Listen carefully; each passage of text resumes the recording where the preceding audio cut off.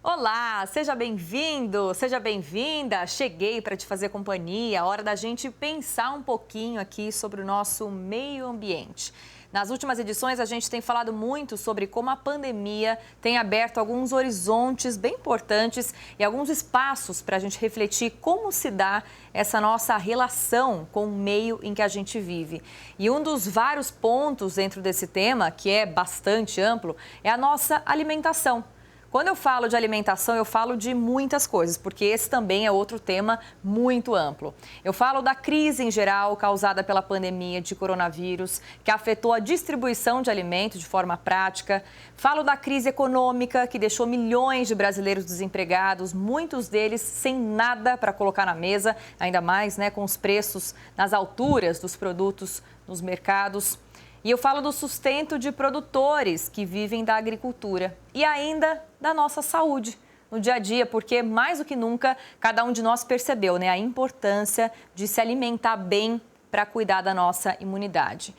Hoje, aqui no Giro Ambiental, nós vamos trazer para o foco dos nossos debates o tema de um artigo publicado pelo engenheiro agrônomo Walter Casarim, denominado A Prevenção da Covid-19 Começa no Solo. Nesse artigo, Walter fala de novos debates sobre produção de alimentos e é sobre isso que vamos conversar agora com ele, que está conectado com a gente nesse novo formato, novo velho já, porque a gente já está há um tempo na pandemia, Walter? Seja bem-vindo mesmo que de longe. Obrigada pela sua participação aqui com a gente. Muito obrigado, Mariana. É um prazer enorme estar conversando com você. Eu estou aqui em Piracicaba, então a gente não está tão longe assim. É verdade, A internet possibilita esse reencontro também de outras maneiras, Walter, você já tem um sólido trabalho, em estudar o solo, em estudar a agricultura. E hoje a gente veio trazer esse tema aqui para o Giro Ambiental para mostrar de que maneiras isso se relaciona com o momento em que a gente vive, com esse assunto, infelizmente, do momento que é a Covid-19, Quando você diz que a Covid-19, que a prevenção da Covid-19 começa no solo, você quer dizer o que exatamente? Vamos começar a puxar esse debate aqui para a gente. Vamos lá. Nós não podemos nunca esquecer que um dos fatores que estão bastante envolvidos com a prevenção da Covid-19 é o nosso estado imunológico. Então, quando a gente fala estado imunológico, é se alimentar bem, com vitaminas, minerais, e tudo isso ele vem do alimento. E o alimento vai buscar isso no solo. Então, quando a gente constrói essa cadeia, não tem como a gente não pensar em nutrir bem o solo para nutrir bem as pessoas. Então, está intimamente relacionado o nosso estado imunológico, o nosso estado nutricional com a saúde do solo. E nós temos que entender que o nosso solo, os solos tropicais, são solos pobres em nutrientes. Então, nós temos que levar os nutrientes para ele, para poder levar para a planta e chegar até nós. E um dos pontos que você aborda, Walter, nesse artigo é a questão dos fertilizantes, Que muita gente fica controverso em falar de fertilizante, mas que é um agente com muitos benefícios, que vai ao encontro disso que você está falando. Explica para a gente essa relação entre uma agricultura sustentável, um alimento saudável e o fertilizante. Mariana, nós temos que entender muito bem que o fertilizante é o alimento da planta. Sempre, quando a gente pensa numa agricultura sustentável, nós temos que estar repondo os nutrientes no solo, porque quando nós estamos colhendo o tomate, nós estamos colhendo o alface, ele está levando nutrientes que ele retirou do solo. Então, à medida que isso vai acontecendo com frequência, a cada safra que existe, nós estamos retirando do solo os nutrientes que estavam naturalmente lá. E se a gente não repor, esse solo vai ficando cada vez menos produtivo, ou ele não vai estar sustentando muito bem a planta, e de maneira que nós vamos ter que estar abrindo novas áreas. Então, quando nós estamos adubando o solo, nós estamos permitindo que esse solo continue produtivo e não há necessidade de abrir novas áreas para a produção. Então, existem estudos muito recentes mostrando que a agricultura brasileira, à medida que ela faz a adubação, ela está preservando o ambiente. Por isso que no meu artigo eu faço bastante essa relação. Nós não estamos levando nada tóxico. É diferente dos defensivos agrícolas ou dos agrotóxicos. O agrotóxico é para controle de doença, para controle de pragas, e enquanto que o fertilizante é levar os nutrientes para a planta, né? E de que maneiras isso muda a qualidade do produto final, Walter? A gente fala da qualidade do solo, né? E o produto final que o brasileiro recebe na mesa, muda alguma coisa na qualidade desse produto cultivado? Totalmente, Mariana, porque se nós pensarmos que eu estou produzindo um tomate, vou colocar um exemplo do tomate, que num solo onde não tem cálcio, esse tomate vai vir com algum defeito, porque sempre, ou com uma deficiência, né? E aquele que vai se alimentar desse tomate não vai ter o cálcio para ele, né? E a gente vai buscar isso nos alimentos, esses nutrientes nos alimentos. E além do que, quando você produz um alimento com alguma deficiência nutricional no solo, esse alimento ele tem um tempo muito curto de prateleira, ele se estraga muito rápido. E então começa a acontecer muito o desperdício, né? Então o desperdício às vezes não é só em casa, que estragou, vamos jogar no lixo, né? Mas é aquele desperdício de, quando está produzindo, não produzir um produto de qualidade que sabe que o mercado não vai comprar, né? Ou a dona de casa não vai comprar. Você sempre vai procurar um alimento com melhor aspecto, um aspecto saudável. E um solo que não foi bem adubado ou que ele não tem um equilíbrio nutricional, ele vai gerar esse tipo de alimento. E nós, além de não ter qualidade nutricional, ele não tem qualidade visual, e aí vai para o lixo, né? Então, é desperdício de água, desperdício de terra, desperdício de tempo, né? Então, entra tudo isso nessa conta, né? Isso me faz lembrar, inclusive, um meme, que tomando a liberdade, Walter, de comentar um meme que tem circulado nas redes sociais, o cacho de banana no supermercado fica dias ali amarelinho, em 2 dias em casa tá todo preto. Claro que é só uma brincadeira, né? Mas é uma forma da gente lembrar desse cuidado que vai muito além da saúde, do cuidado com o alimento, mas também da sustentabilidade, da economia no bolso do brasileiro, que mais do que nunca na pandemia ficou muito afetada. Walter, vamos falar um pouquinho da acessibilidade do fertilizante. Ele é um produto de fácil acesso para os produtores. Quem são as pessoas que hoje estão utilizando esse produto na plantação, nos cultivos aqui no Brasil? Mariana, o fertilizante, nós temos o produtor de uma acessibilidade muito grande. Nós temos grandes empresas que trabalham com o fornecimento de fertilizantes, né? E isso tanto para grandes produtores do agronegócio, como produtores familiares, ou mesmo para aqueles que querem adubar o seu jardim, as suas plantas ornamentais. Nós temos uma gama enorme de fertilizantes. Isso é bastante acessível, as cooperativas, as empresas têm vendas diretas, de maneira que é muito fácil encontrar as formulações para cada cultura. Uma coisa importante também é nós entendermos que cada cultura tem a sua necessidade, não é diferente, não é um produto só para tudo, né? Então, quando a gente está falando de vamos aplicar o fertilizante de maneira sustentável, é aplicar a quantidade correta, na forma correta, na época correta, e isso faz com que a planta tenha um aproveitamento bom e não haja qualquer tipo de problema com o meio ambiente. Mas isso é garantido que, para quem quiser fertilizante, vai encontrar com grande facilidade. E pensando por essa perspectiva, Walter, economicamente falando, comprar direto do produtor é mais favorável, né, para a gente, enquanto, né, um ser que precisa de saúde, que precisa também girar capital, né, no nosso município, do que comprar num supermercado, por exemplo? Comprar direto do produtor pode ser uma boa alternativa para a gente nesse ponto? Ela se torna mais atrativa no sentido de você estar tendo um produto mais fresco. Então, você pode estar comprando no momento da colheita mais adequada.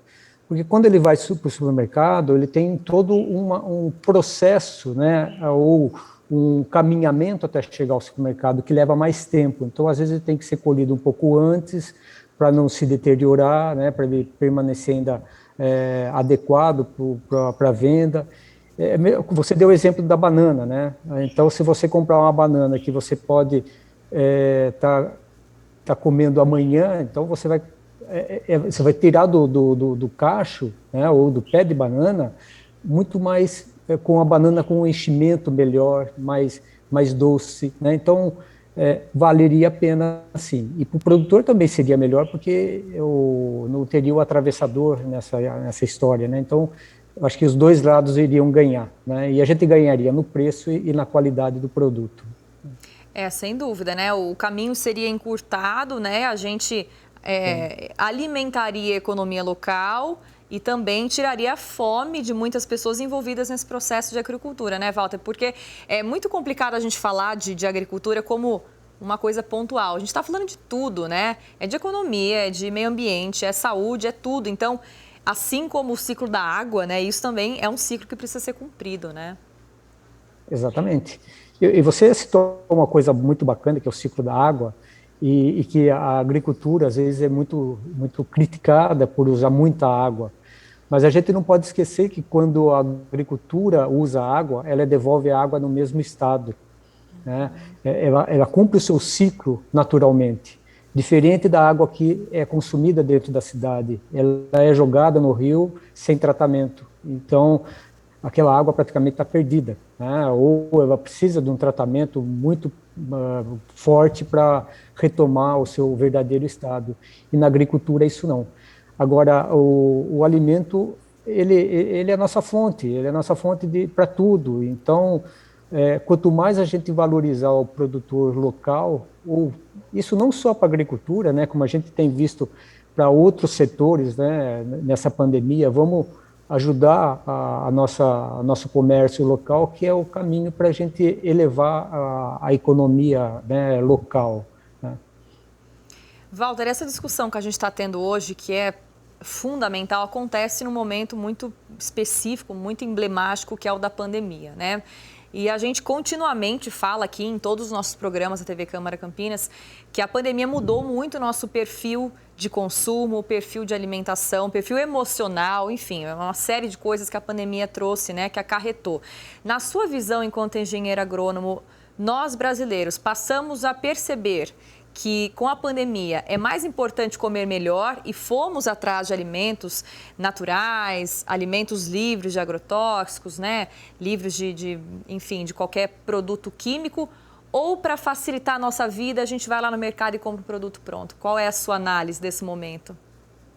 Eu acho que a pandemia veio para mudar muito a percepção sobre a agricultura brasileira, né? No meu artigo até eu comento no início antes da pandemia, o brasileiro taxava a nossa agricultura de algo que era ambientalmente negativa, porque poluía, e depois começou a ter a percepção da importância que tem a agricultura na produção de alimentos. E o Brasil, tido como um celeiro do mundo, começou a evidenciar o quanto que o agricultor ele toma muito cuidado na produção do alimento, né? Tanto no aspecto de nutrição, quanto no aspecto de uso dos agrotóxicos, que hoje está mudando bastante com a vida de produtos biológicos.